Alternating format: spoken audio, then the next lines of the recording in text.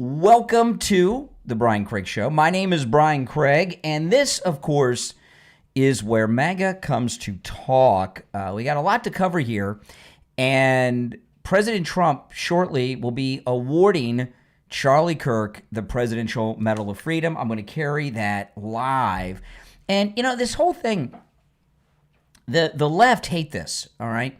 Senator Rick Scott, he's one of our senators from Florida. He was the governor of Florida before Ron DeSantis. He introduced legislation in the Senate the other day to rename a street in Washington, D.C. after Charlie Kirk. We already have a road in Florida named after Charlie Kirk. And you're going to see a lot of things named after Charlie Kirk. And, you know, I'm trying to think, when is the last time that we had a Republican martyr? And I'm trying to think, when was the last time we had a Republican martyr? President Lincoln, right? He was a Republican killed by a Democrat, just like Charlie Kirk was a Republican killed by a Democrat. So I'm trying to think, I think we may not have, if you can think of a Republican heroic martyr that we've had between Charlie Kirk and President Lincoln, let me know.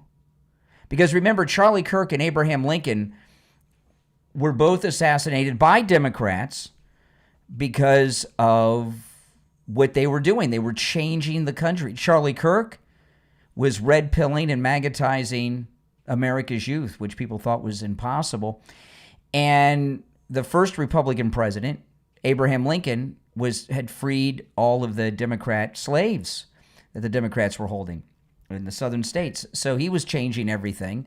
And that's why they both were killed by Democrats. And I'm trying to think, other than those two, no one comes to mind. I didn't think about it till I asked the question. Well, if you can think of a Republican martyr in between President Lincoln and Charlie Kirk, let me know. And, you know, we really need to move now to start doing these things. Martin Luther King was a Democrat when he was assassinated. He was a Republican years before, but he was a Democrat when he was assassinated, Martin Luther King. There's a whole story about that, which I'm not going to tell right now. Maybe I'll tell it later or another day. But the Kennedys blackmailed Martin Luther King into becoming a Democrat, but I don't want to get sidetracked and all that. No, we really don't. You know, and we don't have Republican, and I'm not saying there aren't historic Republican figures, but Lincoln and Charlie Kirk were assassinated by Democrats because of what they were doing politically for the Republican Party, and they were both assassinated while they were still doing their great work.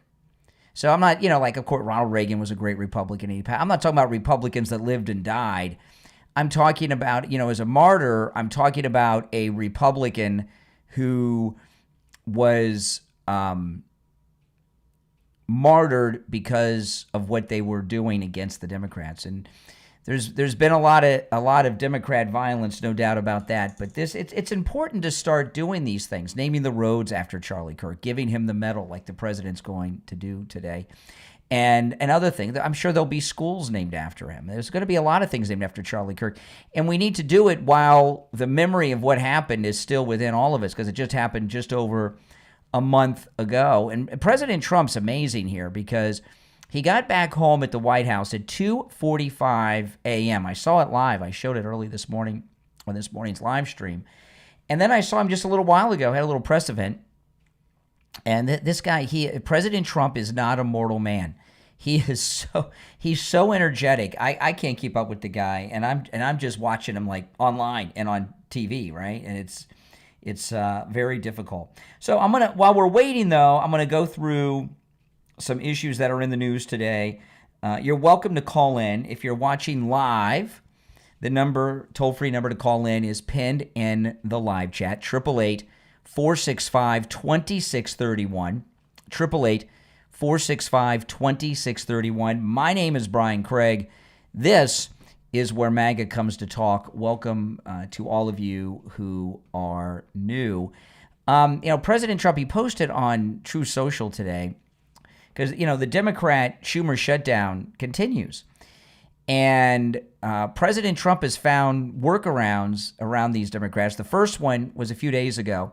The Democrat Schumer shutdown.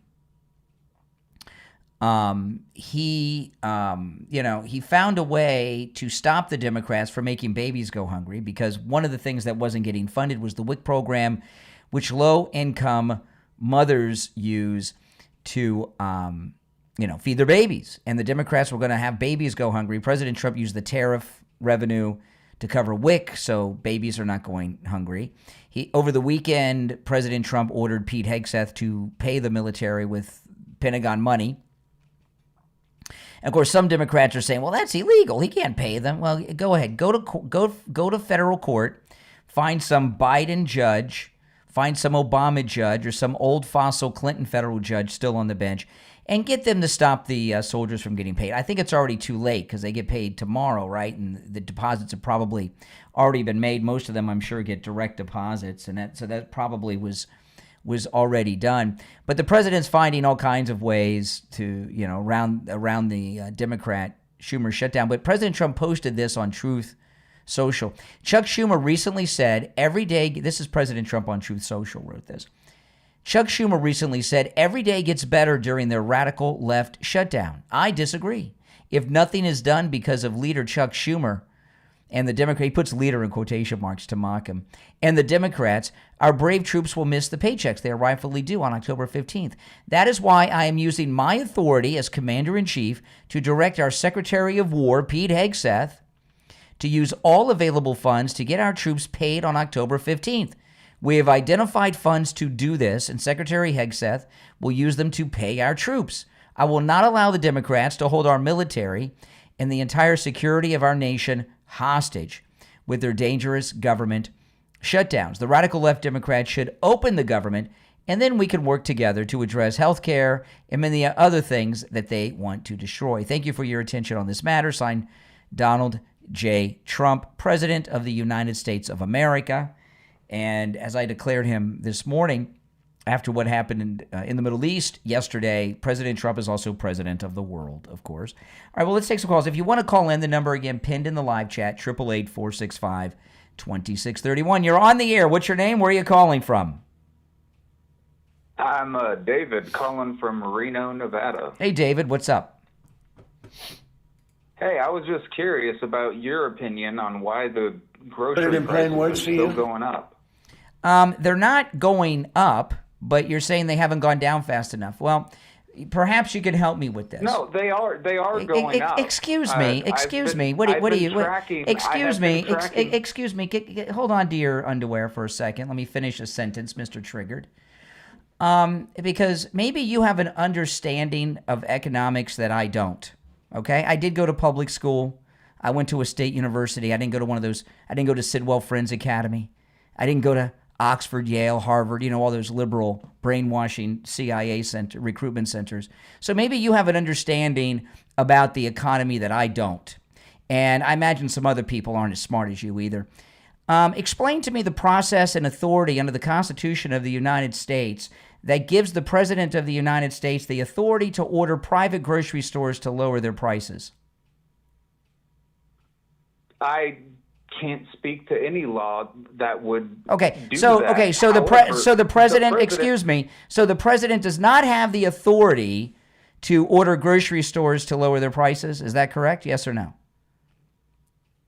That is correct. Then what are you griping about? The tariffs that are driving up the costs of living in the United States. No. President Trump has stopped the inflation dead in its tracks. He stopped the bleeding. Some prices have come down. I've noticed it myself here in Florida. However, the president has no authority to make private grocery stores lower their prices by your own admission. So, getting them to lower, just because their prices are lower wholesale for everything they're buying, doesn't mean they're going to lower their prices in their stores. So maybe you should, the argument. No, you got a stupid argument. Maybe what you should do is, you haven't even allowed me the opportunity to speak. Hold on. Maybe I'm allowing you to speak. Haven't even made my argument. Maybe you should go and talk to the grocery stores and complain to the grocery stores. How about that? and ask them why they haven't lowered their prices. You haven't allowed me to make Respond to what I arguments. said. Respond to what I said. I would love to. Can I speak? You can respond to what I said. Yes, I will respond to what you said. I cannot speak for the grocery stores. I cannot speak for the president. However, I can tell you that my personal grocery bills, and I buy the same exact food every single week, has gone up by $8 in the last month. Oh my goodness, $8. And the only thing that I can see that would cause that is packaging that we are importing from China. No, I don't know about that. $8. I don't know about $8, but I can't believe some guy is griping about $8. Are you that broke? Is $8 like? I think is America is. Wait a minute. Is $8 a month? Because maybe I should start a GoFundMe or Kickstarter for you. You know, you're on hard times. So you're telling me that $8 a month is setting you back? Oh my goodness. You okay? Donald Trump ran on a campaign of lowering prices. You just told me that the president has no authority to order grocery stores to lower their prices. All right, appreciate the call. Oh my goodness. I feel bad for that guy. I can't give him a hard time. $8 is like hurting his life. Oh my goodness. Gee whiz.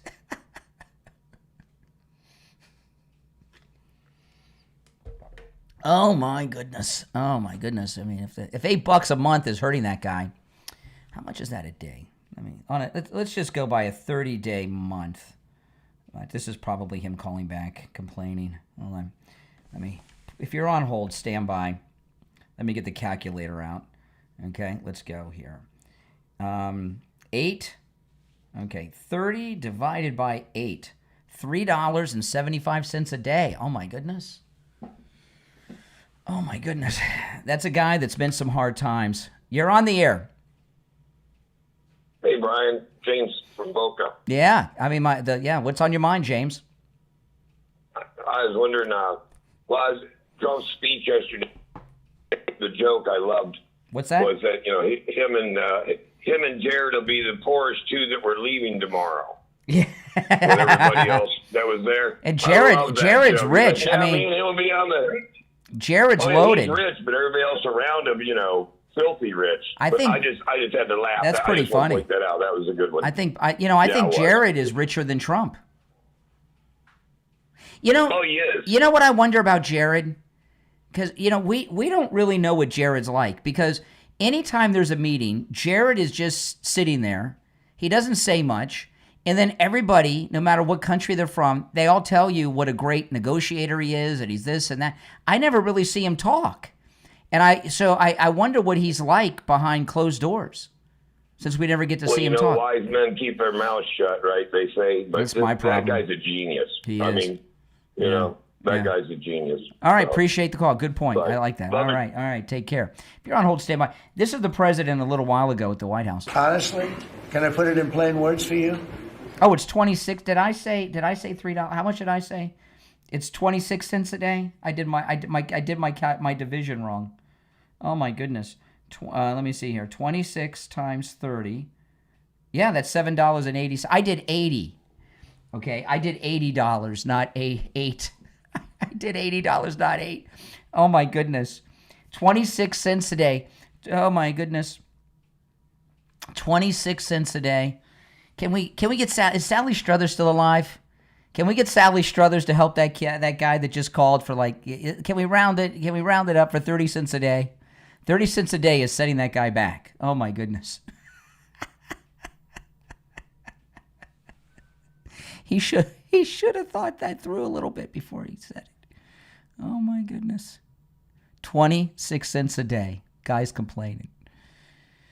Oh my goodness. All right, here's the I did the math by $80 a month. All right, let's go.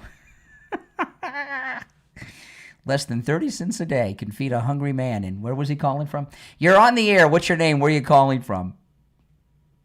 David from Reno, Nevada. Oh, David, it's one call per day. You're a cunt. Yeah. Well, if less than 30 You're a cents, coward. if less than 30 cents a You day, are a coward. if less than 30 cents a day, you have the power to just hang up anytime you want. you can hang up too. You know. You have that ability. No, you could hang up too. Know You that could hang your up. argument is bullshit. You have the power to hang up, and he just did. He hung up. Less than 30 cents a day can feed a hungry man in Reno. Is anyone from the Babylon Bee watching? The Babylon Bee could do a fantastic parody on this guy from Reno. Less than 30 cents a day can feed a hungry, struggling man in Reno, Nevada. Listen, I understand people fall on hard times and prices can be hard on people sometimes. I know that, okay? But don't complain to me about, like, less than 30 cents a day, okay? Come on. Give me a break, all right? And if you got time to call me twice, you can find a way to make an extra 30 cents a day or save it somewhere else. All right, anyway, here's the president today. Honestly, can I put it in plain words for you? And you're a smart guy, so you all understand, but a lot of people don't. The Democrats are getting killed on the shutdown because we're closing up programs that are Democrat programs that we were opposed to. So we're being able, and they're never going to come back in many cases. So we're being able to do things that we were unable to do before. So we're closing up programs that are Democrat programs that we wanted to close up or that we never wanted to happen, and now we're closing them up. And we're not going to let them come back. The Democrats are getting killed. And we're going to have a list of them on Friday, closing up some of the most egregious, socialist, semi-communist, probably not full communist, we're saving that for New York, but semi-communist programs, and we're closing them up. We're not closing up Republican programs because we think they work. So the Democrats are getting killed, but they're not telling the people about that. I say it, well, I haven't said it probably as bluntly as I just said it, but so we are closing up Democrat programs that we think that we disagree with, and they're never going to open again. Okay, now we're waiting. Yeah, well, that's a good point. We're waiting for the president. He's going to be awarding Charlie Kirk the Presidential Medal of Freedom. And I read just a little while ago on X, it was going to be indoors somewhere at the White House, but the president moved it to the Rose Garden because so many people had been showing up for it. So the new Rose Garden that's been all redecorated and everything. All right, now if you're on hold, hang in there. Let's go. You're on the air. What's your name? Where are you calling from? Hey, I'm Inara. I'm calling from Germany. Hey, what's up? I would like to say Charlie Hero is the best of us. I'm a transgender person that left the left because of how violent and terrible they've gotten, and he inspired me and my family with his Socratic method of debate in America. We need more like him. Well, let me ask you. You're a transgendered person? Correct. Okay, hold on. Let me put you on hold. I'll answer these other lines. You know, Charlie Kirk's assassin is a gay guy whose boyfriend is transitioning from man to woman. Correct. You know, what are your thoughts on that? I mean, you know, obviously the reason that this guy assassinated him was over Charlie Kirk's, you know, views and opinions on transgenderism and all of that. What are your thoughts about this gay trans Tifa assassin? Yeah, so I transitioned in 2003, and when I did, there were a lot of different cultural realities. You know, we were a small fringe group. We had our own pains, and we solved them the way we could, but it wasn't the cult that it is now. I think that far and wide, the LGBT world has become a cult.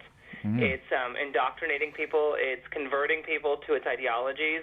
It's damaging the people within its system and without its system. So I try to avoid, you know, the trans and queer community. Were you born a woman? Were you born a woman and now a man, or the other way around? Which was it? No, I was born male. Yeah. So you've transitioned into a woman? Exactly. Okay. Yeah. So you know, you know, I remember there were always transgender people like getting sex change operations and things like this. Many back in the 70s, and I'm a little older, so I remember like in the 80s there were There was one I've mentioned a few times. I can't remember her name, but there was one person that had a sex change operation. That's what they used to call it. Was born a man into a woman and got their way into a James Bond movie. And they were a model, and I remember that. Yeah, I can't remember their name, but they were on a lot of talk shows in the 80s. And I saw them on an interview, and there used to be like a big process before you could get a sex change operation. It was a year-long process. Years. I started in 2003. Yeah. I wasn't given hormones until like 6 years later. And Really? the thing is, we had to go through medical doctors, psychiatrists, therapists, endocrinologists. There was a very big process to make sure you weren't like perverted, or it wasn't some sexual kink, or you weren't having a midlife crisis, or there weren't other mental issues that could cause you to be a danger to yourself or others. Yeah. And that all went out the window because we went from, trans people in my time, we never equated ourselves to women. We are born male. Our bodies are what they are. We have dysphoria, which means I hate my body, can't stand it, so I'm going to try and solve what I can with that. But there was no delusion. I didn't belong in women's restrooms. I didn't belong in women's sports, and that's the way we did it. We were guests, right? Anywhere we were accepted. So now it's just something. To me, it seems like, at least you're in Germany, but in the United States, it seems like. And I am American. I'm just visiting Germany. Yeah, you're visiting Germany. Okay, it seems to me that in the United States today, getting a sex change operation is like it used to be to get a boob job. It's like there's doctors that do it. You just walk in and you have it done. And honestly, this is the medicalization scam. It's, let's get as many people in as possible. I equate it to the college scam. Back in the day, college was for specialties, and they decided, they basically said, how can we get as many people as possible to be our customers? And that's exactly why children are being medicalized by the trans community, because that's big business. Yeah. Yeah, I tell you, your opinion is not popular in the trans community, but you make a lot of sense. It's not, there are people like me, but we kind of keep to ourselves I don't blame for you. so many reasons, but the least of which isn't that, we're worried about violence from the supposed caring left. Yeah. I'm pro-life. Yeah. I'm a religious person. I believe in family. I believe my country was raised to love America and what it stands for, and you won't find that in the queer communities, by and large, because it is a cult. Yeah. It's not about who you love. It's not about your sexuality. It's about a huge cross-section of very specific ideologies that are being forced on people. And the penalty for not adhering to the dogmatic views they have is death. It's violence. And what are your thoughts on them doing these, what do you think about them doing these surgeries on children? Absolutely not. It should not be done. This is the problem, is that, on the left, the whole idea is you're not allowed to disagree. On the right, I try to stay on the right because people don't mind disagreeing. They don't mind debating. They don't mind having intelligent conversations. Hormones impact every single part of your body, every bit of your health. Every system within your body is impacted by hormones. And to give children cross-gender hormones, we have no idea what it's actually going to do long-term. Mm-hmm. But then to go on to surgeries, at this point, I'm medically dependent on hormones that are external to my body. What happens when shortages come about? I can die. Long term without hormones, my body can shut down. And there's too many people taking the hormones now. Absolutely. And there are always going to be shortages at some point. But with these children, there have been children who have died because the hormones that were given to them shrank their genitals, and when they had surgery, there wasn't enough material. Oh, my goodness. So they had to get it somewhere else. They had to use a colon graft, for instance, and children have died in these procedures. Oh, my goodness. Well, I got to tell you, you're the most together trans person I've ever talked to. Well, thank you. I try to get my voice out there. I have to be anonymous just because I don't want to I don't blame you. There are others like Very me. smart. We're trying to be more vocal because I think there needs to be pushback. I think that the trans community needs to be taken down for the most part. People like me need to be on the fringes, and we need to behave ourselves. We need to know that it's not about us at all times. And that's where the happy balance is struck, because you can do more work. You can do more work. You guys can do more work on the down low, because they'd kill you. Absolutely. You wouldn't. You guys, they'd kill you for talking this way openly. I'm not kidding. Look. Come on. Oh no, 100%. Yeah. 100%. Well, listen. Don't be a stranger. Make sure you subscribe to my program and call me again when these issues come up. What were you saying about the bathroom? Yeah, absolutely. I really appreciate your live stream. I caught it a couple times in the algorithm, and I really appreciate the quality show you're running. Well, thank you. What were you saying about the bathroom? Oh, yeah, no, I try to speak, in trans circles where I can. Trans people will scream day and night about how horrible it is for trans women to have to use the men's bathroom. And I'm like, well, if that's the case, how do you feel about women who are mortified by the idea of men coming into their bathroom and they don't feel safe? Why aren't we at least meeting, let's say everyone's right about what they assume on both sides. Why aren't we meeting them in the middle? Why aren't we having tough conversations about how all of us are uncomfortable and trying to find some middle ground? At least that would be a minimum human behavior. But their whole thing is we get everything we want, no matter who it affects, and no one else gets what they need. Well, the left are that way on every issue, not just this one, on every issue. They're this way. There's no. It's a narcissistic sort of thing. Yeah, Rush Limbaugh said that once that liberals. Well, he said this more than once, but Rush Limbaugh used to talk about how liberals, they think if you just go along with what they want to do, we'll live in a perfect utopian society. And J.D. Vance said a couple weeks ago, he said there's no unity with these people. And for my whole life, I've tried to get along with the left, and you can't. There's no meeting of the minds. You can't. Yeah, no, absolutely not. I think most people live in the middle somewhere, maybe middle, right of middle, and that's where we're supposed to be for the most part. And these people haven't realized the pendulum always swings. The further you pull it to the crazy extreme left, the more it has to snap back to find middle ground. And so that hasn't set in for them. President Trump is arguably one of the best presidents we've ever had, and the left is still screaming about taking him down. And every day I'm like, how are you going to do that? Are you advocating violence? Because he won, because people elected him. They wanted him in office. Yep. Well, it's good to hear from you. Thanks for calling. We'll talk again. Absolutely. God bless. Take care. All right. Take care. That transgender American, he's visiting Germany. Have you ever heard a transgender person so rational as that? I have not. And I'm not.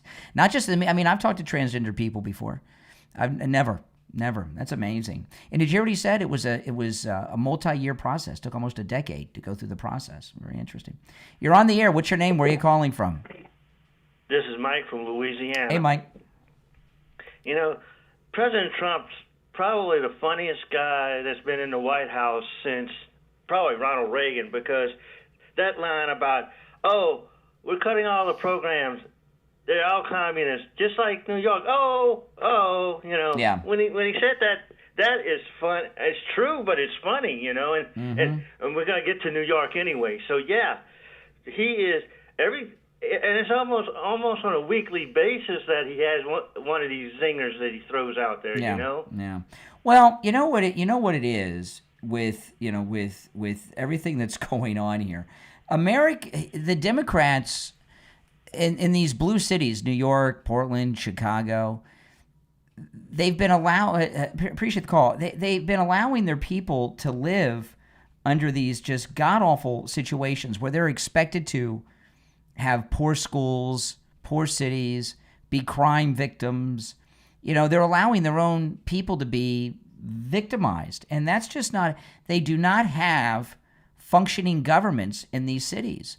The first role of government is to make sure that their citizens are safe. And are you safe in these cities? You're not. And it's about time, that somebody has done what President Trump is doing. I saw some people on X this morning that live in Memphis, and unfortunately they interview them, but they use language that you can't even use online.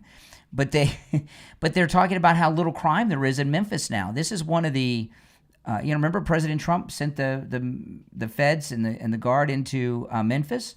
It's now the crime is disappearing, and a lot of residents are all over X talking about it. And I can't play it for you because of their language that they use, and it's more than just the F word. Okay, they use language you can't use on the internet, even. Okay, not a white guy can't. It's not that I can't use it. I wouldn't use it, but I can't even play other people using it. But they're talking about how it's safe in their city, and how they're not hearing gunshots, and they can walk around and everything else, men and women. I was very surprised to hear that because I'd forgotten about it, but the media, they aren't covering it. You're on the air. What's your name? Where are you calling from? You're on the air once, twice. All right, you missed your chance. If you're on hold, stand by. We're waiting for the president to come out. He's going to be awarding Charlie Kirk the Presidential Medal of Freedom. Here's another clip. This is President Trump today at the White House just a little while ago. Well, I very much appreciate the question because it was interesting to watch. We had a chance to go along on the historic trip of Middle East peace, which our generation of veterans never dreamed would be possible. So you would think that the Pentagon press corps, of all press corps, would be front and center across the board on wanting to give credit to the president for forging this kind of peace, and instead what they want to talk about is a policy about them, which simply says maybe the policy should look like the White House or other military installations where you have to wear a badge that identifies that you're press, or you can't just roam anywhere you want. It used to be, Mr. President, the press could go anywhere, pretty much anywhere in the Pentagon, the most classified area in the world. Or also that if they sign on to the credentialing, they're not going to try to get soldiers to break the law by giving them classified information. So it's common sense stuff, Mr. President. We're trying to make sure national security is respected, and we're proud of the policy. Who are all those people talking in the background while the Secretary of War is talking with the president? You know, this is, Pete Hegseth's getting a lot of heat over this, and it's insane what he's talking about, that they could walk all over the Pentagon, pretty much anywhere, without any clearances. So how many members of the press are spies, right? How many CCP spies are there in the press that have been walking all over the Pentagon? Right? It seems to me there'd be a lot. If it's what Pete Hegseth just said. The Pentagon is one of the most secret places there is. And members of the press are just been allowed all these years to parade around anywhere they want without escort, without clearances, without being watched. That's crazy. There's no way that the press corps is not filled with CCP spies, Russian spies, or spies for God knows who else, or just profiteers that are gathering intelligence to sell that are with the press. That's pretty shocking. And they're giving him a hard time? Well, they're probably freaking out because their spy op is shutting down. You're on the air. What's your name? Where are you calling from? All right, you're too far from the phone. I'm having a hard time hearing you. No, it's not. No. Okay, try calling back. Okay, the president will be coming out soon. I'm waiting for the president to come out, and he'll be awarding Charlie Kirk with the Presidential Medal of Freedom, they say, shortly. So we're standing by. As soon as the president comes on, I'm going to go right to it. You're on the air. What's your name? Where are you calling from? Yeah, David. Hey, David. Can you hear me? I can hear you. Yeah, what's on your mind? I voted for Trump, and I think he was the better choice of the two. But at the same time, is there anything that you legitimately think that he could have done better? Like, let's say, all those tweets with the Pope, and no, everything he's done is perfect. There's 9 months ago when he became president, there were 9 wars going on in the world. You know how many are going on now? Well, no, One. I agree with He you stopped there. 8 wars. He shut down the border, stopped the drug trafficking, the human trafficking, the sex trafficking. He cleaned up the crime in D.C. and Memphis. Now he's working on, other cities. No, everything he's done is perfection. Well, I agree. He's done a lot of things, and the things that you mentioned are good things. But when it comes to, I think he should have made it a lot more public. All the times that, Obama, Clinton, Hillary, Biden, Schumer, and Bernie. I don't know what your grief is with Trump. What are you disagreeing with him on? You voted for Trump, but he should have. He shouldn't have done those posts like with the Pope. I thought that was kind of childish. What did he say about the Pope? The new Pope, the American Pope. When he was the Pope when he was addressing himself as the Pope with the AI, or when he had those AI. Oh my goodness, that's called a joke. I've seen people do that. I mean, come on, give me a break. You're talking about he didn't make that. Somebody else made that. Somebody else made the AI image of him as the Pope. What about when you put up those posts where basically it was like Gaza and it was turned Trump land and there was like belly dancers that were I didn't see that one with beards. Oh my goodness! You must think Trump's doing a great job if you got problems with memes. Hey, I appreciate the call, but when I let you go find a sense of humor because you're lacking it. Seriously. Oh my goodness! You're on the air. What's your name? Where are you calling from? I'm calling from Fort Worth, Texas. My name's Steve. Hey, Steve. Yeah, this wouldn't be the first time the government assassinated somebody then gave them an award. Mm. When was the other time? Well, tell me the other times. Let's see. Mm. How many military have No, died you said this is not the first time that the government has killed someone and given them an award. So who are the others? Well, how many soldiers have fought in false flag wars of aggression? No, that's not the same. That's a different thing. Come on, you just didn't think ahead. Now you're grasping for something. No, I'm not. Listen, I don't believe. Anyway, I don't believe. What are you saying? That President Trump had Charlie Kirk killed? Come on, you can't be that. What do you do? No, it's beyond. Come on, he's a puppet, man. He's not pulling any strings. He's not. He just ended his 8th war. Now, listen, from the day that Charlie Kirk was assassinated, I said the same people that killed Charlie Kirk are the ones that shot President Trump in Butler and killed President Kennedy, Senator Kennedy, and Martin Luther King. It was a deep state, no doubt.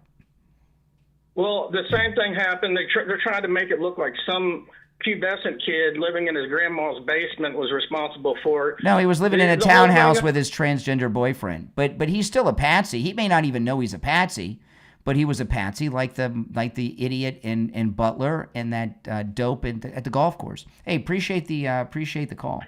Yeah, he didn't think that went through too well. We're waiting for the president to come out to give the medal to Charlie Kirk. You're on the air. What's your name?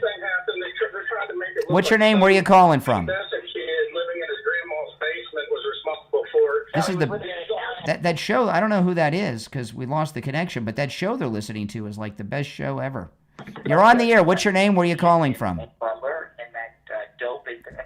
right, once, twice. All right, you missed your chance. You're on the air. What's your name? Where are you calling from? Yeah, it's Ricochet. Okay, I can hear you now, Ricochet. Go ahead. Right on. So, man, I tell you, what Trump has done over there is just truly amazing. And I like what you're calling him the president of the world. It almost kind of seems that way, doesn't it? It sure does. I did want to say something, though, to the guy out in Reno. You know, he did, and to his credit, he didn't say $8 a month. It was $8 a visit. So figure maybe $30 a month. I've noticed my I thought he said a month. About $8. Well, yeah, I've noticed mine costs about an extra $5 a month, you know, but I'm also paying less in gas than I used to. My electric bill is cheaper than it used to, you know, and everybody needs to remember the tariffs. Even Trump said it's going to get worse before it gets better, but we have to start or it'll never get better, you know. So these tariffs just went into place here recently. They got to give them a chance to get everything worked out and balanced out, and then we'll see it work out better. But everybody's just jipping the gun. But other things have come down, not everything, but it's still a work in progress, so he just needs to kind of hang on and wait. Maybe give up a Starbucks coffee once a week or something. Yeah, or we can bring Sally Struthers back. Whichever. Yeah. Exactly. You know, but he didn't occur when I asked him what presidential power is Trump not using to order grocery stores to lower their prices. He hadn't thought about it really too hard. I mean, that was one of the things that he ran on, saying he's going to bring the prices of stuff down, you know. And yeah, he does. He can't tell the grocery stores, but when he brings the cost of energy down, that should, you know, over time, he ran. You know, he gave an interview. He gave an interview during the campaign, towards the end, and it might have been Leslie Stahl, but I could be wrong about that. And they asked him. He says it's very hard to get people to bring prices down. What I could do is stop What I can do is stop the inflation. He said that. That was before the election. Exactly. Yeah, no, he did say that. I remember hearing him say that. So it's going to take more than 3 or 4 or 5 months to get everything down. And some things have come down. Hey, Ricochet, we got a lot of background news from your 18-wheeler, but take care. All right. He's a good caller. It's his semi in the background. It's a little loud. You're on the air. What's your name? Where are you calling from? By the way, when the president goes live, I will cut away. You're a fucking faggot. Oh, well, okay. You're on the air. What's your name? Where are you calling from? By the way, he hung up. You're on the air. What's your name? Where are you calling from? David. Hey, David. What's up? Oh, hold on. Let me answer these calls. All right. Go ahead. What's on your mind? Okay. I was with you earlier, and I got hung up. It's one call per show. Okay. But that video that I was talking about, I put it in the link over there in the talking, texting, whatever, like that. Okay. I'll check it out. All right. Appreciate the call. I'll check it out. You're on the air. What's your name? Where are you calling from? My name is Jack. I'm from Nashville, Tennessee. Hey, Jack. What's up? Watched the show this morning, followed. I just wanted to see if I could get you on the air. Well, you got me. What, oops, sorry about that. What's on your mind? You got me. So I lived over in Europe for about 4 or 5 years and had a lot of Ukrainian friends, so I'm very invested in that conflict. And so when I saw you this morning talking about how the president had a new plan for ending the war, I didn't actually catch your stream this morning. I just wanted to know what that. Well, plan no. is. What I said was this. I give you the Reader's Digest version. Russia is only being kept afloat through the financial support and personnel support from China. China's sending them North Koreans, to fight for them in Ukraine. That's one. And China is buying a huge amount of oil from Russia, which is giving them some money. And what I picked up from Trump has made friends with all the OPEC nations except OPEC. Plus, we have more oil than any of those countries here in the United States. And he just put these massive tariffs on China in place. He's going to tell China, we're going to drop the tariffs, and you're going to get a good deal on oil from us and from OPEC. Stop buying Russian oil, and those tariffs are going to go away. And once that happens, Putin's going to be forced to end the war. He won't have any money. That's the plan. Gotcha. All right. Well, I'll let you go. Just one last thing I want to ask is there anything that he could say or do that would cause you to stop supporting him? President Trump? Well, I don't know why you guys. Yeah. I don't know why you guys on the left always talk about the future. President Trump, in the over 10 years since he came down the escalator, I agree with everything he said and done for over a decade. So, yeah. But why would that preclude, him doing something that you wouldn't like? Well, why would you think he would? I mean, it's been over 10 years since he came down the escalator, and I love everything he's done and agreed with everything he said. It's a different attitude towards politicians than I've ever encountered before. It's like almost like a religious devotion. No, it's not a religious devotion. It's a love of this country, and he's the greatest president without question in my lifetime. And arguably in the country's history. He famously said he could shoot someone on Fifth Avenue and you'd still have support. So I guess I see what. Well, you understand that was sarcasm, right? You must be a millennial, are you millennial or Gen Z? Are you a millennial or Gen Z? More than 96. I'm not sure which one that makes me. I don't know. Gen Z, I know they don't have. Gen Z and millennials don't have a sense of humor. They don't get sarcasm very much. So I've noticed that. That was called sarcasm. He wasn't literally saying I could go out and murder people and still get elected. No, but I'm saying that he's saying that I could do anything and I wouldn't lose support. Mm-hmm. He did say that, but that's called a joke. Sarcasm, humor, exaggeration. Well, all right then. You have a good day, Brian. All right, take care. Yeah, that's a question I get a lot from these liberals. Is there anything Trump could say? Is there anything that he could do? They're so desperate to get MAGA people to distance themselves from Trump. It's not going to happen with me. All right, not going to happen. Sorry. You're on the air. What's your name? Where are you calling from? You're on the air. Once, twice. All right, you missed your chance. Now, we're waiting for President Trump to come out and give Charlie Kirk this medal. It's going to be fantastic. And as soon as the president comes on, I've got it up here on the screen, I will immediately, on a dime, go right to the president. You're on the air. What's your name? Where are you calling from? This is George. I'm calling from Tennessee. Hey, George. I wanted to say, ain't no way that Donald Trump's assassination attempt was legitimate. You can see how the people. Go ahead. I mean, it's no way. It was staged, 100% staged. Well, when you say "ain't no way," that's a double negative, which makes it a positive, which says there is absolutely a way that it was not staged. Okay. Well, you got me there. Well, I mean, if you can't speak basic English, how can we trust your analysis on something as complex as that? Well, I don't think you have to be too smart to be We able saw to it. tell Everybody the saw it difference live on TV. You know what they saw? They saw a president come out from his secret security sticking his fist up in the air so he can get shot for a second time. That's not... It's called bravery. A bunch of actors. What about the dead firefighter? And what about the dead firefighter, Corey, and the two people behind him that got shot on top of that? Did that not happen? The government sacrifices people all the time to further their agenda. And you think Trump was in on that? Trump knows 9/11 is an ongoing cover-up. I didn't ask you about 9/11. I didn't ask you about 9/11. Was Trump in on his own assassination attempt? Absolutely. He had something behind his ear that he was pinching. That's okay. it was fake blood. Yeah. Okay. Fake blood. Yeah. Come on, man. Come on, man. Smart. What is this Joe Biden calling from Delaware? Come on, man. Are you Joe? Is this Joe Biden? Is this President Biden? You're living in a matrix. You sound like matrix. Is this President Biden? You're living in a matrix. He's not denying. This could be Joe Biden. This could be President Biden, Mr. President. Well, welcome. The only real government is the shadow government, and you know that. The right and the left are Hegelian dialectics. Hey, is Corn Pop there with you, Mr. President?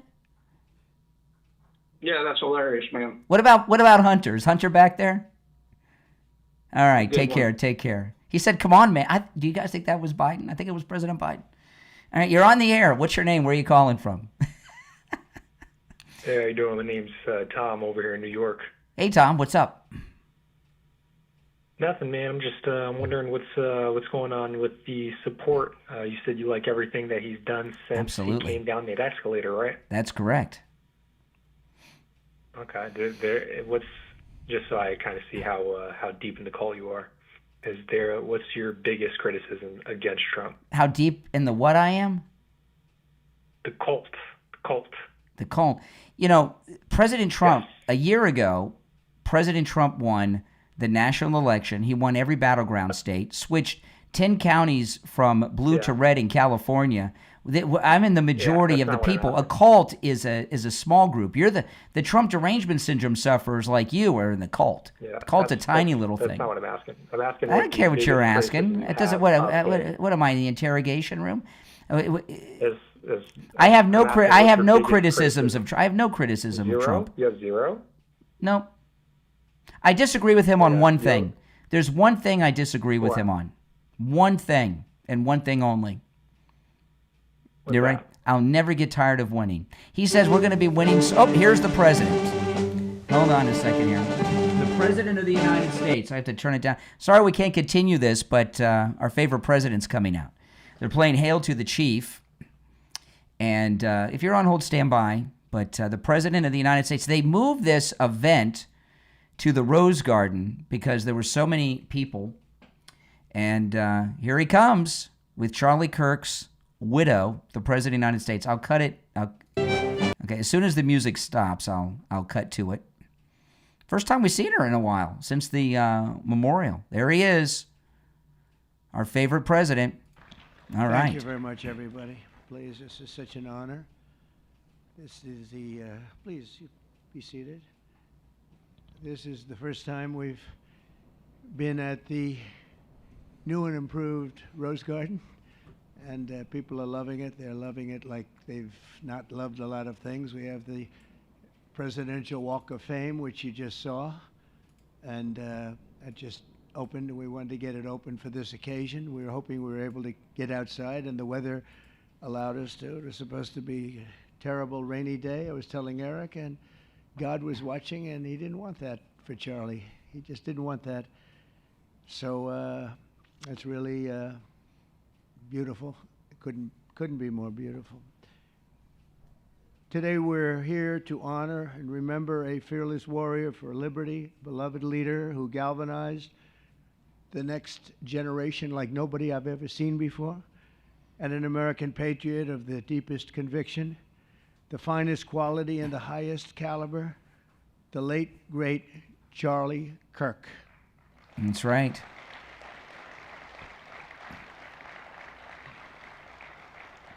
5 weeks ago, our nation was robbed of this extraordinary champion. He was a champion in every way. I got to know him so well. He didn't like losing. And he was able to fight people that were enemies. And he didn't necessarily love those enemies so much. You know, I heard he loved his enemies. And I said, wait a minute, is that the same Charlie that I know? I'm not sure. But I didn't want to get into it. But it was a horrible, heinous, demonic act of murder. He was assassinated in the prime of his life for boldly speaking the truth, for living his faith and relentlessly fighting for a better and stronger America. He loved this country. And that's why this afternoon it's my privilege to posthumously award Charles James Kirk, our nation's highest civilian honor, the Presidential Medal of Freedom. Thank you. It's amazing. Absolutely amazing. As you know, only hours ago, I returned from a very historic trip to secure peace in the Middle East. People said that couldn't be done. Charlie felt it could be done. Charlie felt it could be done. Thank you. Thank you. Thank you very much. But I raced back halfway around the globe. I was going to call Erica and say, Erica, could you maybe move it to Friday? And I didn't have the courage to call. But you know why I didn't call? Because I heard today was Charlie's birthday. And I said, you know, that was a definite. And I said, we're going to have to forget about some of those very big, very rich countries that expected me to be there. And I can tell you, based on the length of that flight, I wouldn't want to go back tomorrow. But I would not have missed this moment for anything in the world. Nothing. And it's a very important time for our country, and our country is doing so well. It's never done better. We are a country with almost now $18 trillion of investment coming in. Nobody's ever seen anything like that. Previous administration had less than $1 trillion for 4 years. We have more than 18, it'll be much more than 20 by the time the year, more than $20 trillion. There's never been a country in the world that had anything like that. What's happened to our country is incredible in a short period of time. Charlie was a big person for, sir, could we close up those borders, please, a little bit? You know, they're really leaking badly. I said, Charlie, I haven't gotten there yet. But, you know, it came out last 4 months. Literally nobody was allowed into our country. And the only people that were allowed in were people that came in legally. The borders are absolutely stone cold closed. And they reported 0, 0, 0, and 0. So that's pretty good. But he was a big believer. He wanted people in the country more than I did, frankly. He wanted them to come in legally. And he got his wish. October 14th is Charlie's birthday, and he should have been turning 32 years old. I tell you, when I first met him, he was like 22. And I said, boy, he's awfully young. But I thought he was older than that, you know. He looked a little bit older than his age. That's okay, you know. That's not good when you're old, but when you're young, it's great. He had the best of all things, but he was special. But instead, Charlie is attaining a far more important milestone. We're entering his name forever into the eternal roster of true American heroes. He's a true American hero, an amazing person, way, way beyond his years.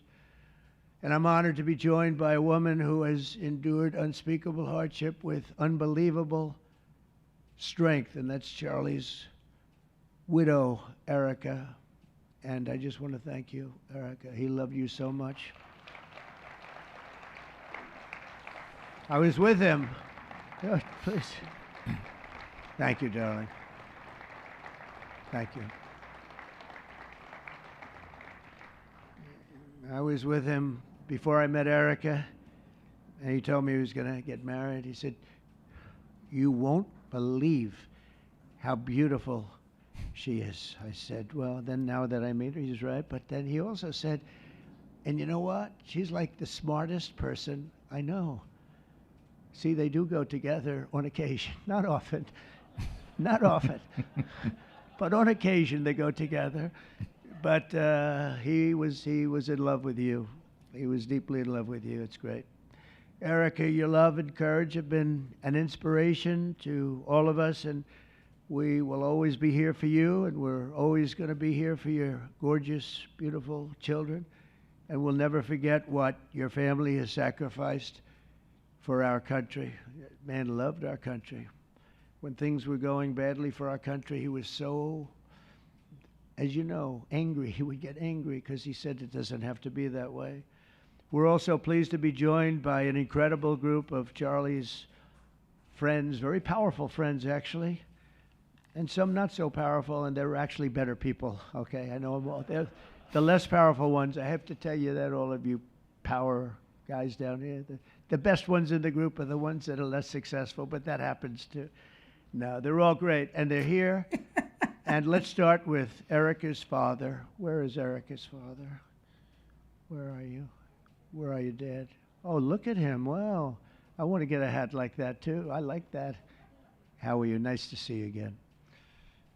Thanks as well to Vice President J.D. Vance, who's been fantastic. J.D., thank you very much. Great. Doing a great job. Did a great job on Sunday with George Slopadopoulos. Slopadopoulos. Second lady, who's a phenomenal woman, Usha Vance. Thank you very much, Usha. Thank you very much. Great woman. President of Argentina. He wanted to be here. That's Argentina's a serious flight, right? And he's become a superstar, and he's doing amazing things. He's a MAGA person, but it's make Argentina great again. That's what he does, right? And I want you to stand, please, Javier Milei. Oh, wow. Great job. Well, he's there. I thought he was going to say he wasn't there. Thank you very much. Wow. Many members of my cabinet are here. Just about all of them are here. I won't go into every single one of them, but I'll announce a few of the people that have really turned this country around and helped me. Incredible people. Speaker of the House, Mike Johnson. Where is Mike? Mike, what a job you're doing, Mike. What a job you're doing. And I watched you this morning, and you're in there trying to say, look, just let the country open. Everything will be fine. We're dealing with some radical left lunatics. And I would just wish Charlie was here to fight us. I think the fight would have been over already. He would have had a march on the Capitol by people whose average age is about 21, because there's nobody that had that relationship with young people. Right, Mike? So thank you, Mike, for being here. House Majority Leader Steve Scalise. Steve, thank you very much. A brave guy and a friend. House Majority Whip, another terrific man, Tom Emmer. Tom. Thank you, Tom. Senate Majority Whip, John Barrasso. John, thank you very much. You have all these senators. I'm going to get in trouble. I'm not going to read all their names. I'll be reading all day. We'll be talking about Charlie in about 45 minutes from now. We can't do that. So all of the senators, there's so many of you, thank you very much. I do want to thank Senator Thune for doing a terrific job. He's really been leading properly. Do you agree, Mike? The two of these guys have been fantastic. So to Senator Thune, I want to thank you very much. Incredible job. I watched him this morning, and he was out there pounding them this morning on television, too. And John Barrasso, thank you for the work you've done, and congratulations on your success. But I want to thank you all and all of the Congress people that are here. And I see we have our Attorney General here, and you are doing a fantastic job. Thank you very much, Pam. Thank you. Thank you very much. We have everybody. Wow, that's incredible. Okay, I'm not going to do any more. I'm going to be here too long, but I just want to thank you. Have given him such support, but he always gave you such support. That's why you're here. And very unusual. Charles James Kirk was a visionary and one of the greatest figures of his generation. He was truly an amazing figure and growing leaps and bounds. He knew that the fight to preserve our heritage is waged not only on the battlefield and in the halls of power, of which we have tremendous power here, including the head of a place called war. We call it now war. We had defense. We had our Secretary of Defense. Now we have a Secretary of War. And somehow I think it's more emblematic, and hopefully we'll never have to use war. But the fact that we're ready is very good. Peace through strength is very important. But also in the hearts of our nation's youth, that's where Charlie rode strongest. At age 18, that insight inspired Charlie to found the organization that ultimately touched the lives of millions and millions of people, and so many young people that nobody's ever seen anything like it, frankly. Turning Point USA. It's amazing, and it's actually bigger now. It's become bigger in the last few weeks than Charlie ever thought. I think his end vision in many years from now would have been just a fraction of what it turned out to be in a couple of weeks, right? It's amazing. With hard work and joyful spirit and endless enthusiasm and determination. And he did have great enthusiasm. You know, I always say you need enthusiasm to be successful. He had great enthusiasm. Charlie grew Turning Point into the largest conservative youth organization in the entire country. He forged a personal bond with countless young conservatives. He fought for free speech, religious liberty, strong borders, and a very strong and proud America. In everything he did, he put America first. He really put America first. And ultimately, Charlie became more than a leader of an important organization. He became the leader of historic movements all over the country. There were movements, individual movements, one movement. But it was historic. Everything he did was historic, and a true evangelist for the cause of freedom and the word of Almighty God. God was very important to Charlie. He would say, you know, if you don't have religion, you're not going to have a strong country. It's true. He was so wise beyond his years. You know, I talk to him sometimes and say, this guy is like a young guy. He was really a wise man. From the time Charlie worked on my presidential campaign in 2016, and he was there right from the beginning. He liked me. I don't know. I have no idea why. What the hell was he thinking? He said, you're going to win, sir. I said, you know, I'm running against 17 senators. That's right. A lot of tough people and governors. We have all these people. And he said, no, you're going to win, sir. He said, not going to be close. And he made it happen. He helped make it happen, I'll tell you that. Without him, who knows what would be. Maybe you'd have Kamala standing here today. Oh, my goodness. That would not be good. I will tell you, Javier, you don't know who Kamala is. Promise. It would not be good. You agree with that, Howard? Oh, my goodness. You also mobilized countless citizens to go vote. It's called Go Vote. Very simple. And with his help in 2024, we won more young people than any Republican by far in the history of our country. And we won the popular vote. We won the swing states, all 7 of them. Remember, they said, oh, well, if Trump could win 4, that would be nice. I win 7 by a lot, by a landslide. But the popular vote was massive. And we won the Electoral College. Remember, they said, well, it's going to be very hard. I'd say 270. Well, we got 312 to 226. And then we won something called districts and councils and different things. But in one case, we won 2,750 to 525.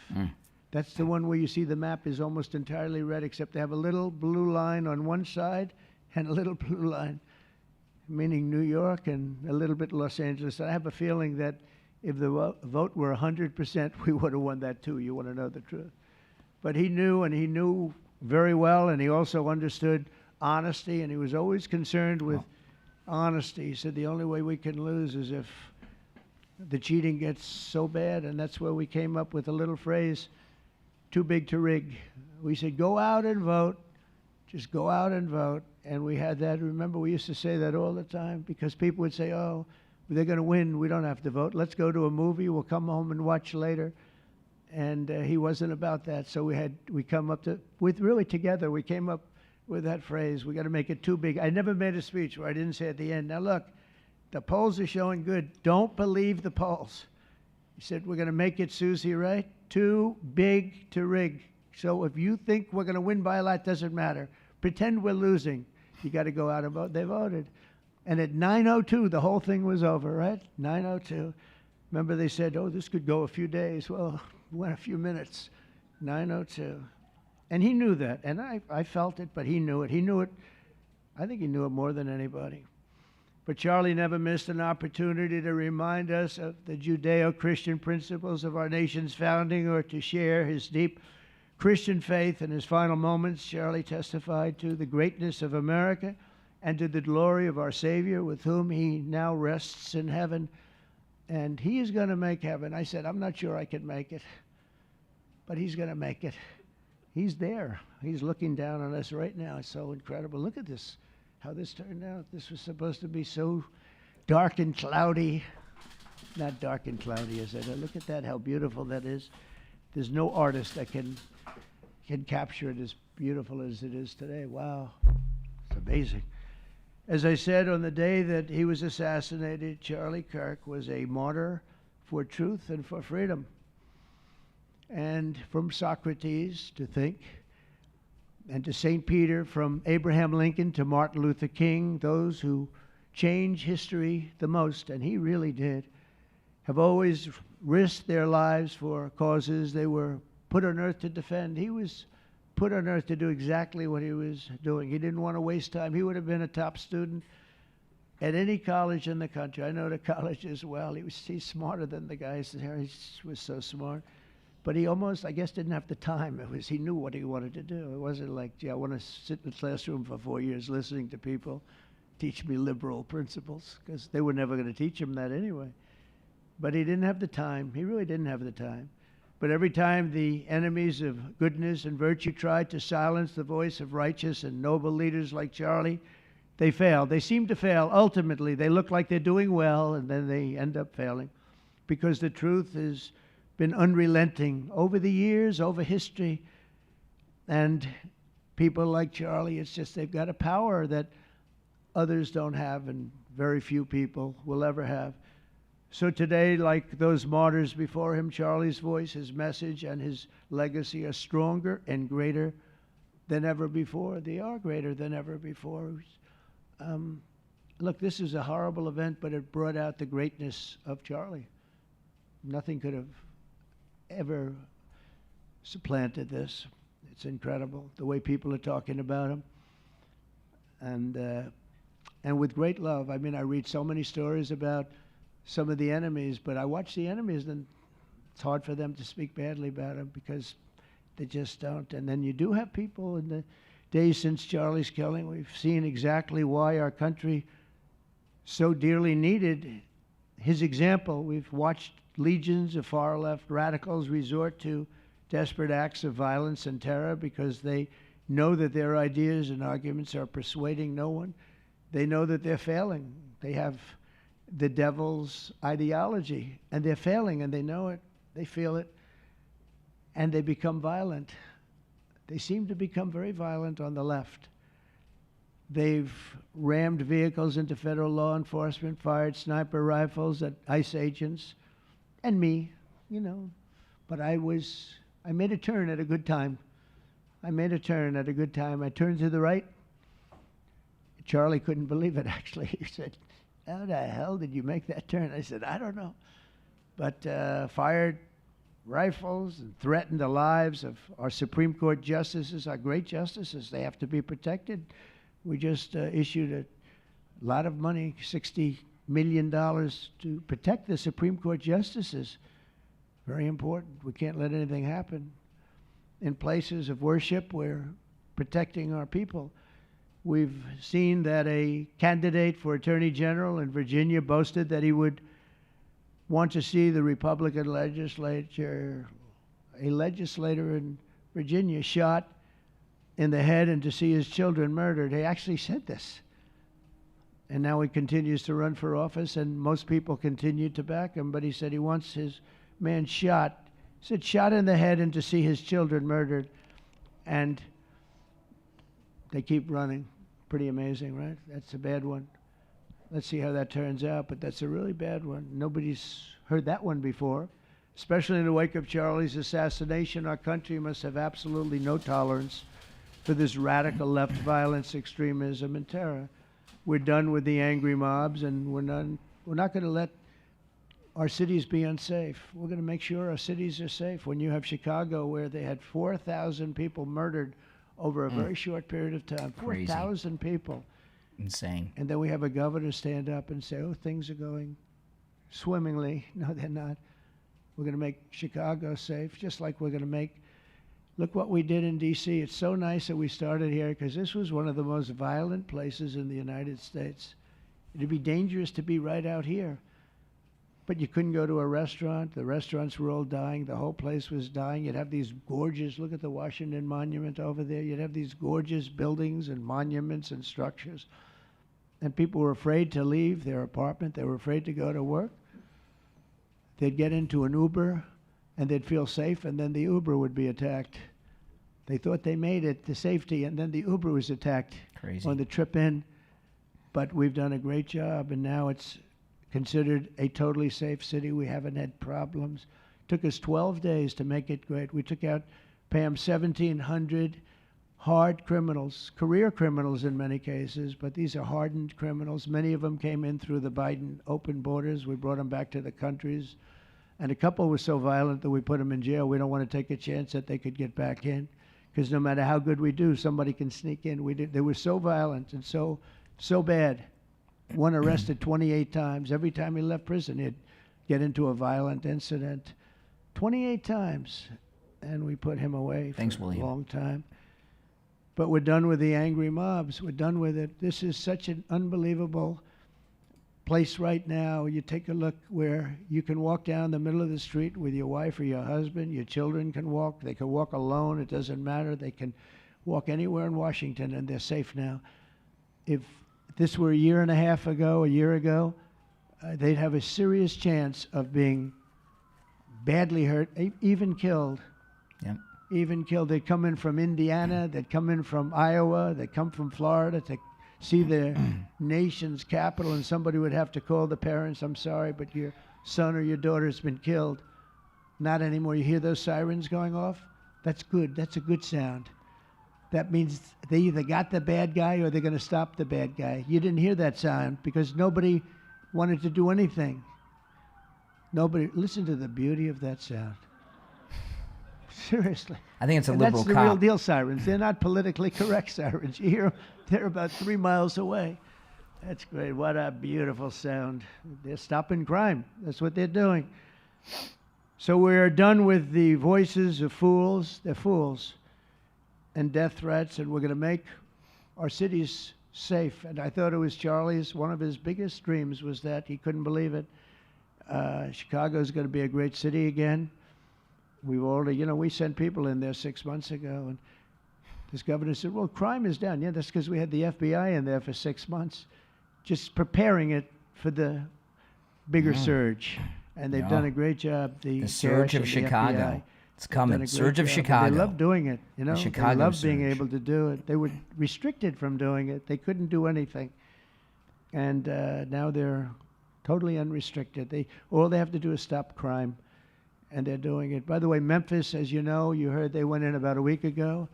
One of the most dangerous places in the country. It's really in the world. It's not just the country. They have very few cities that would compare to some of these cities. You go to Afghanistan, you say, oh, that's unsafe. Well, the crime numbers are much better than the crime numbers in places that we have. So Memphis, I understand, is doing unbelievably in 1 week. It's like a different place. And this took 12 days, and then after that, we just perfected it. But after 12 days, we had good safety here. After 1 month, it's like, it's really amazing.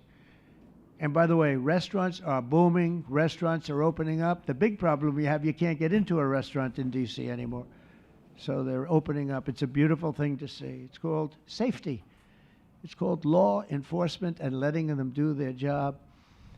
And that's why I said last month that I have directed the Attorney General and the Department of Homeland Security to confront the very real threat of left-wing terrorism in our country. It's a real threat. Not when you confront it, it's not, because they're not brave people. In fact, they're cowards. When you confront them, they immediately fold. You have to see them fold. You have to see them crying. They fold. but it includes dismantling the networks that fund them and finance them, and we're finding out who those networks are. We already know quite a few of them. When you see these violent incidents and then you see people holding this gorgeous sign with beautiful wood, beautiful cardboard, wood, everything's perfect paint job, and they're all the same. There are thousands of them. You know that they weren't made in the basement out of love. They were made by anarchists, and in some cases wealthy. I'll probably find some of my nice friends that are up there being so nice to me, especially lately. They're being very nice. But it surprises you who they may be, and you almost wonder why would they do it? But they're hurting our country, and we're really taking it back one by one. If we didn't go into Los Angeles early on in the administration, the commissioner, the chief of police, Los Angeles, said if they didn't go in, we would have lost our city. Now, they already lost 25,000 houses to fire because they wouldn't let the water come in from the Pacific Northwest, which they should have done. I said, you better do it. They didn't do it, and we had 25,000 homes where they had no water in their sprinklers, they had no water in the fire hydrants. It would have been a different kind of a thing if they did what they were supposed to do. We had to break in. We broke in and had the water come down. They said for the environment, great, they lost 25,000 houses. It's incredible. But the commissioner said without the federal government and President Trump's intervention, we would have lost the entire city. And we have the Olympics going there soon. I got the Olympics. We have the Olympics. We have the World Cup. And we have, most importantly, we have the 250th anniversary of our country. That's going to be most important. Can't wait for and that. all of these things are happening. And we're going to have safe cities. We're going to have very, very safe cities. So 1 month after Charlie's death, we still feel the terrible shock and the pain of his loss like just about nobody I can think of. Charlie Kirk was one of a kind. He was unstoppable. And he really was. Boy, when he had an idea in his head, he would call me, sir, please, you haven't done it yet. I said, Charlie, relax. Just relax. He didn't relax. He'd call me the next day again. It got it done. But he was like indomitable and always will be. He's really irreplaceable. Nobody going to replace him. But they're going to do great. But you can't replace that kind of person and that kind of talent, frankly. The word talent is an important word, but that kind of talent. So we hold his memory in our hearts forever. Every single day of this administration, we will continue to carry out the mission for which he lived, and he really did. He lived for this country. He lived for his wife and his family, but he lived for this country too.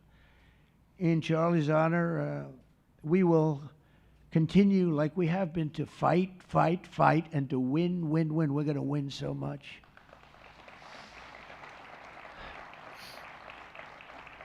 So the Presidential Medal of Freedom is a big deal. You have the Congressional Medal of Honor, military, and the Presidential Medal of Freedom, which is civilian. And the Presidential Medal of Freedom is a really big deal. Very few people get it. Very few people, frankly, qualify. It's a decision of the president, but it's a qualification that's a very hard one to get.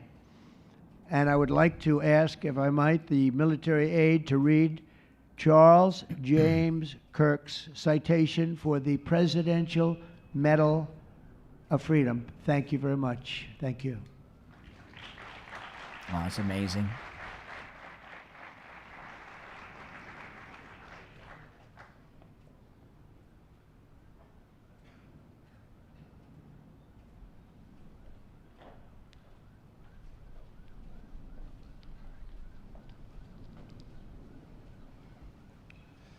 The Presidential Medal of Freedom is awarded to Charles James Kirk.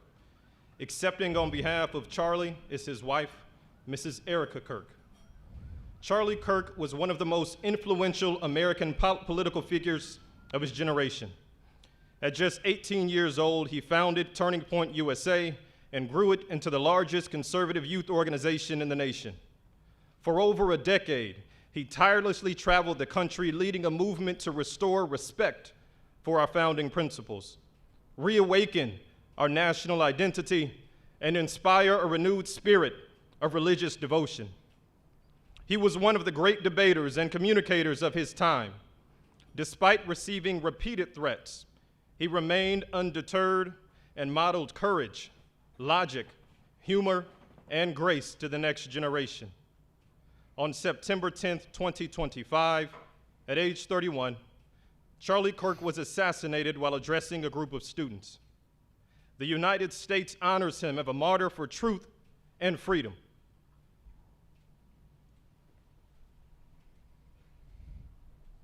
It's amazing. So sad, isn't it? So sad.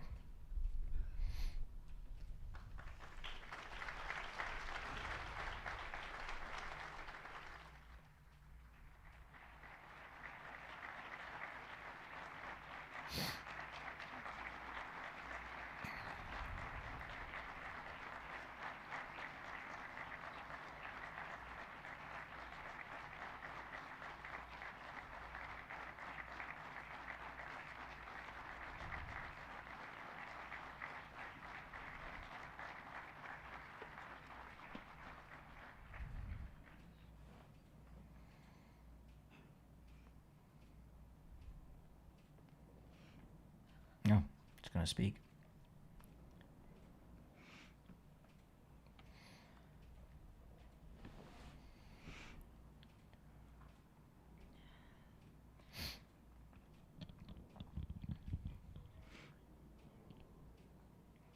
Thank you, Mr. President, for honoring my husband in such a profound and meaningful way. And thank you for making this event a priority amid the peace process in the Middle East. Thank you.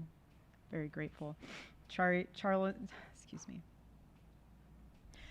always admired your commitment to freedom, and that's something that both of you shared. So thank you. Your support of our family and the work that Charlie devoted his life to will be something I cherish forever, so thank you. To our gracious First Lady in her office for making this event possible, thank you as well. It's beautiful. To Vice President and the lovely Usha fans, your friendship has been an unbelievable encouragement. Thank you. And to all our friends and family that are here and watching from all around the world, thank you for loving us. Thank you for praying for us and for believing in what Charlie believed in. And to our Turning Point USA staff and the Charlie Kirk Show staff, we love you more than you could ever know. And to the Turning Point USA chapters that are watching all across America right now, you are the heartbeat of this future and of this movement. Everything that Charlie built, you guys are the legacy holders of that. You are living proof that his mission did not die with him. It lives through you. And Charlie always said the next generation will decide whether freedom endures. And because of you, I know that freedom will endure. It will. And today we're gathered not only to celebrate Charlie's birthday, but to honor a truth that he gave his entire life to defend, and that's freedom. The very existence of the Presidential Medal of Freedom reminds us that the national interest of the United States has always been freedom. Our founders etched it into the preamble of our Constitution, and those words are not relics on parchment. They are a living covenant. The blessings of liberty are not man's invention, they are God's endowment. Charlie lived for those blessings, not as abstract words, but as sacred promises. He used to love to journal about this topic all the time, and with such a heart postured of gratitude. And he believed that liberty was both a right and a responsibility. And he used to say, freedom is the ability to do what is right without fear. And that's how he lived. He was free from fear. He was free from compromise, free from anything that could enslave his soul. His name, Charles, literally means free man. And that's exactly who my husband was. He was a free man. And from the time I met him, sitting across from him, being interviewed on politics and philosophy and theology, anything that Charlie loved, any topic he loved. And I just saw the fire in his soul, and there was this divine restlessness within him that came from knowing God placed him on this earth to protect something very, very sacred for all of us. And he never stopped fighting for people to experience freedom. He didn't. Charlie often said that without God, freedom becomes chaos. And he believed liberty could only survive when anchored to truth. And I remember in one of his speeches, he told the audience that the opposite of liberty isn't law. He said it's captivity. And that the freest people in the world are those whose hearts belong to Christ. But what's so powerful is that Charlie had the ability to communicate so brilliantly across all generations. And he reminded us that in a world that tells us freedom is doing whatever you want to do, the real freedom is the power to live freely and to do what is right. And in one of his journal entries, he wrote that he wanted everyone to know that you can't have liberty without moral responsibility. Freedom divorced from faith eventually just destroys itself. And what's so fascinating about all of this is looking back these past 12 years of Turning Point USA and his mission, there's almost this veil of sacredness. Because what I realize is that while he was building an organization, he was also building a movement. Yeah. Mm-hmm. One that called people back to God, back to truth, and a movement that was filled with courage. And ironically, for a man who impacted millions, Charlie never desired to be the center of attention. He just wasn't. My husband was not a man of extravagance. He loved simple but deeply meaningful things, truly. He loved his late night walks. He loved buying more books than he could ever read because he felt there was no such thing as a book budget. And he loved being able to read to our kids the same bedtime story on repeat because he knew it was their favorite. But to him, that was special. And he loved to sit in the sun on a Saturday morning with his cup of decaf coffee, and his phone was off because he was honoring the Sabbath. And for him, it was that moment to catch his breath and just be in peace because he was unreachable at the moment. And he preferred quiet birthdays. But that never stopped me from telling him. I told him every single year, I said, baby, I love your birthday. I said, because it's the day that God knew the world couldn't go another day without you.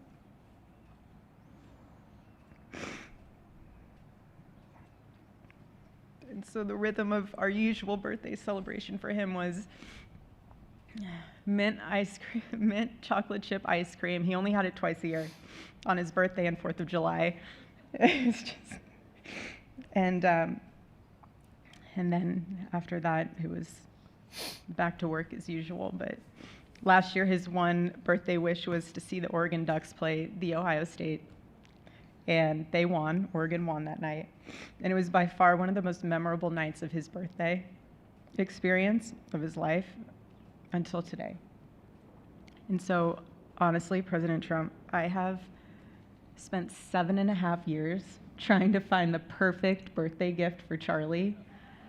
And it's so difficult. And those of you that have spouses or loved ones, you know how difficult it is sometimes to buy a gift for someone that you love, because he wasn't a materialistic man, so that also did not help. But now I can say with confidence, Mr. President, that you have given him the best birthday gift he could ever have.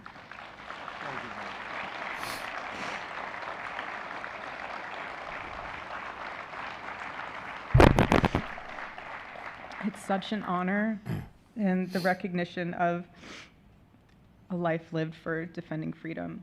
And that's what Charlie fought for until his last breath. And it was written across his chest in those final moments on one of his simple t-shirts that always carried a message, and this one bearing a single word, freedom. That was the banner over his life, and that shirt was a declaration. The same declaration he made in every speech, every campus visit, every time he shared the gospel at a church, every sleepless night that he would spend praying for the youth of this nation and planning for the future of our country, and just impressing upon them that when we defend liberty, we defend the soul of our nation. My husband never told anyone what to say. He never did. He never told anyone what to say. He would just encourage them to think. He would encourage them to think outside of the traditional political labels. He would want them to think in a way that was anchored in wisdom and truth. But he would never tell anyone what to say. Charlie wasn't content to simply admire freedom. He wanted to multiply it. He wanted to multiply freedom. He wanted young people to taste it and to understand it and defend it. He wanted them to see that liberty isn't self-indulgence, it's self-governance under God. He wanted them to see that. And every day I'd see him getting ready for work. He'd put on his cross necklace, he'd put his ring on his finger. And the boldness in his demeanor was always fearlessness. He wasn't afraid. He was never afraid. In his daily actions, whether in office or on campus or at a church, it was always without fear. That was his creed. That is how he lived out every single day. He didn't fear being slandered. He did not. He didn't fear losing friends, I can tell you that. He didn't. He didn't care. He stood for truth and stood for freedom, and he did not, everything else was just noise to him. And it's because his confidence in Christ was absolute. That's why. There was no limit to what he would have sacrificed to defend freedom for all. And if the moment had come, he probably would have run for president, but not out of ambition. He would only have done it if that was something that he believed that his country needed from a servant's heart standpoint. And Charlie lived only 31 short years. No, he's 32, but on this side of heaven, but he lived. He lived every single second he lived. He filled every single day with purpose, and he fought for truth when it was unpopular. And he stood for God when it was costly, but that's what we're called to do. Surprisingly enough, he did pray for his enemies, which is very hard, but he did. He did. He did. President Trump doesn't do that. No one else, I mean, I saw him do it. No, he never did it in front of anyone else, but I can attest to that. But he also loved people when it was inconvenient. And he ran his race with endurance, and he kept the faith. And now he wears the crown of a righteous martyr. That's right. And for me and for our children, the truth really steadies our grief, because heaven gained what earth could no longer contain. A free man made fully free. And to all watching, this is not a ceremony. This is a commissioning. And my message is simple. I want you to be the embodiment of this medal. I do. I want you to free yourself from fear. I want you to stand courageously in the truth. Listen for the still, small voice of God. And remember that while freedom is inherited in this country, each of us must be intentional stewards every single day. God began a mighty work through my husband, and I intend to see it through. And the torch is in our hands now. It's in mine, it's in yours, it's in all of yours, it's in all the students with Turning Point USA. And before I close, I'll share with you that I asked our daughter what she would like to say to Daddy for his birthday. Excuse me.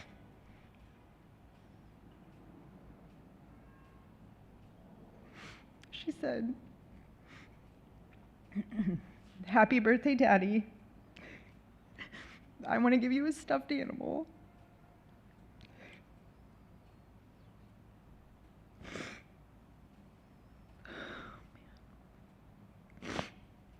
I want you to eat a cupcake with ice cream, and I want you to go have a birthday surprise.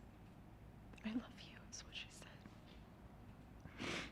And while our son is precious, he can't yet speak, in classic Kirk family fashion, his actions spoke louder than his words, and his gift to you, Charlie, and myself for that matter, was deciding to become the man of the house and be fully potty trained at 16 months.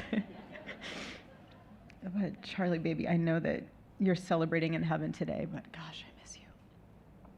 We miss you. And we love you, and we promise we'll make you proud. And Charlie's life was proof that freedom is not a theory, it's a testimony. He showed us that liberty begins not in the halls of power, but in the man of a heart surrendered to God. And so today, as we honor Charlie with this incredible Presidential Medal of Freedom on his birthday, I stand here with tears and just a humbled heart and spirit, because his story reminds us all that to live free is the greatest gift, but to die free is the greatest victory. Happy birthday, my Charlie. Happy Freedom Day. God bless you.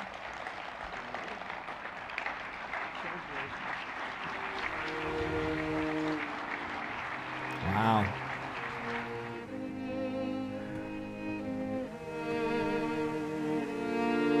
I mean, that was, pretty powerful, huh? Holy smokes. Were any of you guys crying in the watching live? You know, what a sad thing, you know? And the media, I mean, and you look at the Democrats, after all of their god-awful rhetoric, they're still, I mean, calling people fascist and Nazis and all of this. They have not missed a single beat, you know? And the reality is that the Democrats, they were very honest in the beginning. They think Charlie Kirk's responsible for his own assassination, you know, and think he deserved it, brought it upon himself. That's how they think on the left. That's how they are. If you're new to my channel, my name is Brian Craig. This is where MAGA comes to talk. Make sure you subscribe. You'll love this channel. As you can see, if you caught the beginning of the stream, those of you that are new, I do always take live calls. I'm here every day of the week, and in the mornings I host a radio show, and I live stream when I'm on the radio here in the studio, taking your calls. And in the afternoons, I live stream or I podcast here, and I'm also here on the weekends. But this is the most pro-Donald Trump place you'll find anywhere, I promise you. There's no program, stream, or platform that's more pro-Trump than me. Well, listen, guys, I will see you next time. My name is Brian Craig. This is where MAGA comes to talk. Thanks for watching. Take care.